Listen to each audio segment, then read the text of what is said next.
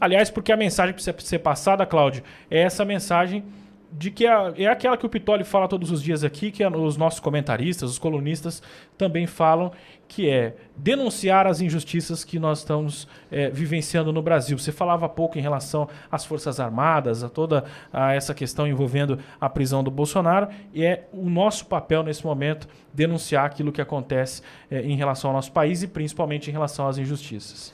O dever do jornalismo... O Brasil vive uma situação muito peculiar hoje. Não tem quase jornalismo no Brasil, tá? A imprensa livre, a famosa imprensa livre, sempre teve como função ser aquela que expõe fatos e situações jornalísticas que muitas vezes afrontam, desagradam, geram raiva e perseguição dos poderosos de plantão. E ao longo dos séculos, dos últimos séculos, a imprensa livre sempre fez isso. A imprensa livre é a base da democracia. Quando há censura, quando há perseguição de jornalistas, como estão fazendo agora, em relação aos jornalistas que fizeram os levantamentos que o Tagliaferro divulgou e os estudos que foram feitos, quando começam, como fez com Constantino, com Paulo Figueiredo, a perseguição ao jornalismo que denuncia verdades, que expõe fatos que não interessam aos poderosos, a perseguição ao jornalismo é a destruição da liberdade, a destruição da democracia.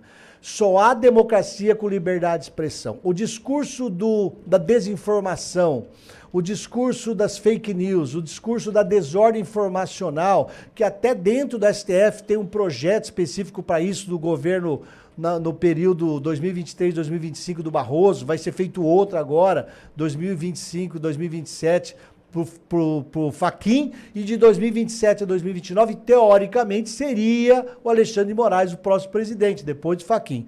A perseguição à liberdade de informação, a criação do conceito de desinformação, de fake news, veio lá do USA, dos Estados Unidos, mas eles pegaram do que Joseph Stalin utilizou na União Soviética. Foi Joseph Stalin, na União Soviética, que criou a ideia de desordem informacional e desinformação. Foi ele, na ditadura russa. Então, a perseguição ao jornalismo é a prova de que o jornalismo fala a verdade.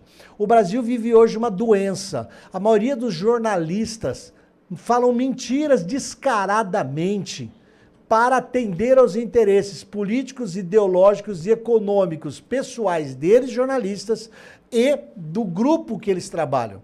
Muitas empresas de jornalismo hoje recebem milhares, centenas de milhares, ou milhões, ou dezenas de milhões de reais diretamente da propaganda pública ou através de patrocinadores privados que têm contratos com governos públicos e ganham licitações e usam para lavar parte do dinheiro e jogam nas empresas de jornalismo.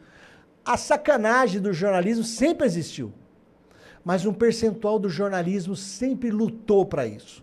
Grande parte desses jornalistas que hoje estão com 60 anos, que eram jornalistas dos anos 50, dos anos 70, eles sempre falaram a verdade, atacando a ditadura militar, atacando os governos de direita, atacando o Bolsonaro quando atingiram o ápice.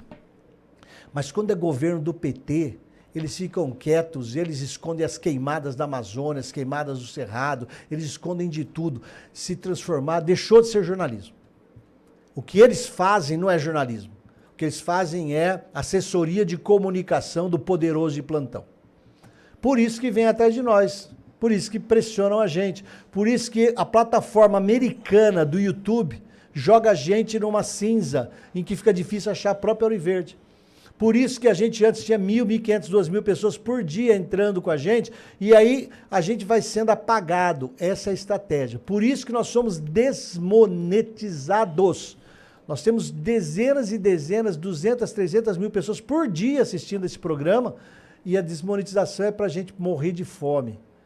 Então, brasileiros, entendam, o STF trabalhou o conceito de desinformação, Lewandowski defendeu, o Alexandre de Moraes, o Barroso, todo mundo ali. Mas notem que na votação do artigo 19 do Marco Civil da Internet, o Fachin falou que não admite censura, foi voto vencido, e o Fachin se juntou ao André Mendonça, foi voto vencido.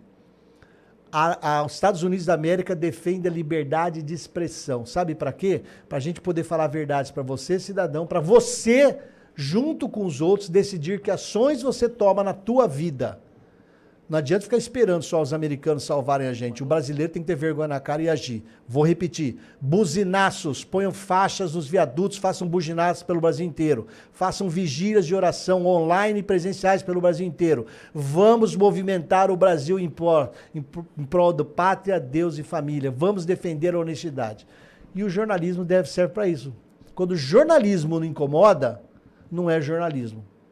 É assessoria de imprensa de quem está pagando por pessoal. A maioria da imprensa hoje do Brasil abandonou o jornalismo e virou essa vergonha que mente descaradamente.